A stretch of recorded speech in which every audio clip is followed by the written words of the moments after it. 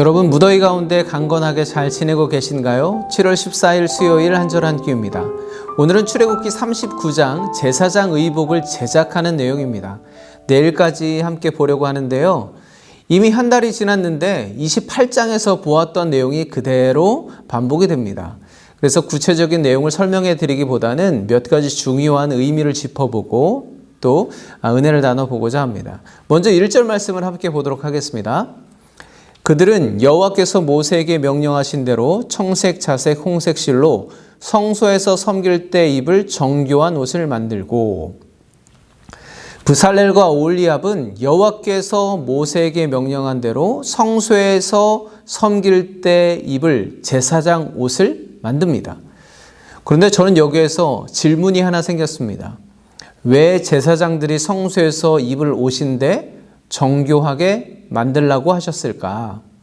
사실 성막은요, 아무나 들어갈 수 없는 공간이잖아요. 제사장들만 들어갈 수 있는 아주 폐쇄적인 공간입니다. 밖에서 들여다볼 수 없는 미지의 공간처럼 생각되는 곳이죠. 그런데 그곳에서 섬길 때 입을 옷인데 왜 굳이 이렇게 정교하고 화려하게 만들라고 하셨을까요? 게다가 그 당시 그 성소는 제사장들이 요즘 목사님들이 하는 것처럼 고상하게 설교하고 기도하는 그런 장소가 아니잖아요. 제사를 드리기 위해서 짐승을 잡을 때 피와 오물이 튀고 또 짐승을 불에 태워 그름과 연기가 가득 차는, 상식적으로 생각한다면 그렇게 아름답고 화려하고 정교하게 만든 옷보다는 작업복처럼 쉽게 착용하고 처리할 수 있는 옷이 더 실용적이지 않겠습니까?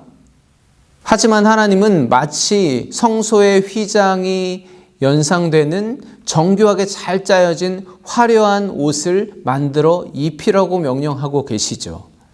왜냐하면 그 이유가 1장 마지막에 있는데요.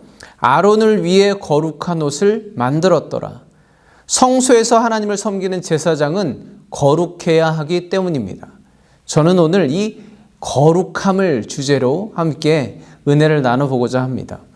전에 말씀드렸지만 여기에서 옷이라고 번역된 히브리어 원어는 본래 덮다, 가리다 라는 의미를 가지고 있습니다. 그러니까 제사장에게 거룩한 옷을 만들어 입히라는 것은 직역하면 거룩함으로 가리라, 거룩함으로 덮어주라 라는 의미로 생각해 볼 수 있습니다. 성경이 말씀하는 거룩이 바로 그런 것입니다.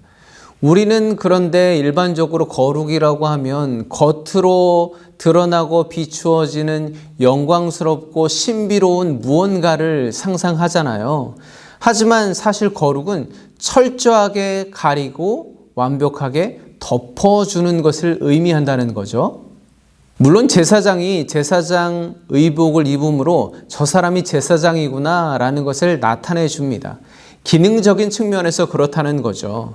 오늘날에도 예배 시간에 가운을 입잖아요. 그러면 저분이 목사님이구나, 저분은 찬양되고 헌금위원이구나 라는 것을 알 수 있게 해주는 기능적인 측면이 있습니다. 그렇지만 그걸 입었다고 해서 그 사람이 반드시 거룩해지는 것은 아니죠. 참고로 우리가 예배 시간에 입는 가운은 어떤 목적이 있는 걸까요? 가장 우선적인 중요한 의미가 있습니다. 그것은 하나님 앞에서 나의 세상적인 소욕과 허물과 죄악을 가리는 것입니다. 내가 세상에서 아무리 높은 자리에 앉아 있고 값비싼 명품으로 휘감고 다니더라도, 또 그 반대로 형편이 어려워서 늘 똑같이 남루한 옷차림을 하고 있더라도 그것과는 상관없이 똑같은 예복, 똑같은 가운을 입음으로 해서 세상의 가치, 세상의 기준, 그의 부함도, 연약함도, 능력도, 가난함도 다 가리는 것입니다. 그렇게 덮어버리는 것이죠. 하나님 앞에서는 누구도 예외 없이 동일하게 오직 주의 은혜를 필요로 하는 연약한 존재임을 고백하며 하나님 앞에 나아가는 것입니다. 그러한 자세로 예배하는 것이죠.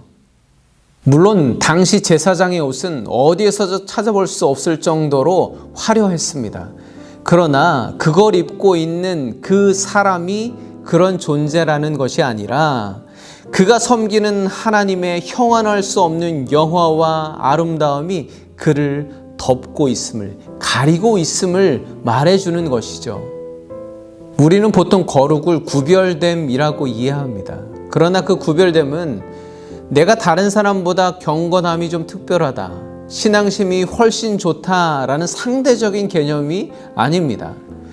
유진 피터스는 이런 말을 했어요. 목사는 죄인을 섬기기 위해 죄인들 가운데 구별된 또 다른 죄인이다. 어차피 우리는 매 한 가지입니다. 한 통속이에요. 죄인인 우리가 어찌 공의롭고 거룩하신 하나님 앞에 나아갈 수 있겠습니까? 또 다른 죄인에 불과한, 죄인 중에 구별된 또 다른 죄인에 불과한 저 같은 목회자가 어찌 거룩하신 하나님의 이름과 그분의 거룩하신 말씀을 전할 수 있습니까? 그 이유와 조건은 나 자신에게서 0.0001%도 찾아낼 수가 없습니다. 오직 하나님의 은혜로 가리고 덮어주셨기 때문에 가능한 것이죠. 그러면 왜 부살렐과 오홀리압이 만든 제사장 옷이 거룩하다고 할까요? 그들이 아무리 당대 최고의 장인 기술을 가지고 그들의 열심과 재능과 혼을 쏟아 부어서 화려하고 정교하게 옷을 만들어낸들 그것이 거룩하다고 할 수 있을까요? 그럴 수 없습니다. 거룩은 사람이 만들어낼 수 있는 것이 아닙니다. 거룩하신 하나님께서 함께 하셔야, 임재하셔야 비로소 거룩해지는 것입니다. 전에도 말씀드렸지만 하나님은 어디에나 존재하시지만 아무 곳에나 임재하시지는 않습니다. 반드시 당신이 말씀하신 곳에 임재하십니다. 하나님은 말씀 가운데 역사하시며 능력을 행하십니다. 왜냐하면 성부, 성자, 성령 삼위 하나님은 늘 함께 역사하시기 때문이죠. 여러분, 내 안에 있는 것으로는 나의 모든 것을 다 총동원해도 나는 결코 거룩해질 수가 없습니다. 그러나 하나님의 것으로는 거룩해질 수 있습니다. 하나님의 것으로는 거룩하신 하나님께 나아갈 수 있습니다. 하나님의 말씀 되신 예수 그리스도의 보혈이 우리의 죄와 허물을 덮어주시고 그 말씀대로 순종하며 살아낼 때 우리는 비로소 왕같은 제사장으로 거룩하게 되어 거룩하신 하나님께 나아가 섬길 수 있는 것이죠. 여러분, 모세가 부살렐과 오홀리압이 하나님이 명령하신 대로, 하나님이 말씀하신 대로 순종하려고 얼마나 애썼겠습니까? 모든 기구와 제사장 의복을 만들 때 하나님의 말씀에 틀림이 없는지, 정말 합당하게 만들고 있는지 몇 번이나 확인하고 또 확인하고 얼마나 그것을 지키려고 노력을 했겠습니까? 그 말씀을 성취해내기 위해 그들이 가진 모든 것을 동원하고 혼신을 쏟아부으며 노력하지 않았겠습니까? 그런데 그렇게 말씀대로 순종했더니 그것이 나의 허물을 가리고 하나님의 영광이 드러나고 주님께 나아갈 수 있는 거룩이 되었다는 것입니다. 여러분, 그것을 기억하시기 바랍니다. 오늘 여러분에게 주시는 한마디의 말씀이라도 놓치지 말고 꼭 붙들어서 그것을 거룩의 기회로 삼아 보시기 바랍니다.